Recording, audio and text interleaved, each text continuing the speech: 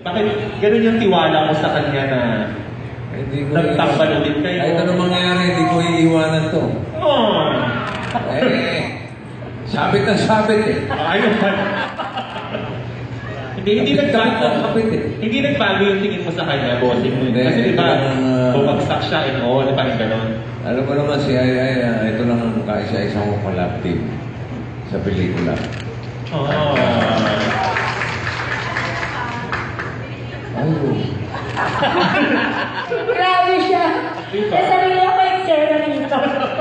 Grabe Kasi siya. totoo po, never ako iniwan ni Bossing kahit noon pa. Nandun pa ako sa kabila. Kahit sa text, never niya ako iniwan. Hindi niya ako inabandonan. Doon ko napatunayan na gusto niya mag-sex kami talaga.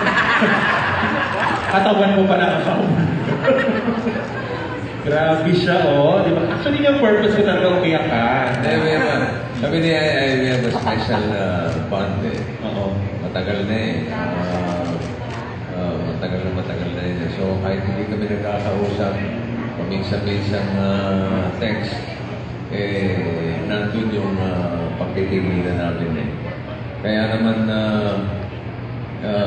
kaya muling dumating yung panahon na pwede kami magkasama ulit, hindi na namin pinalusot itong pagkakataon na ito.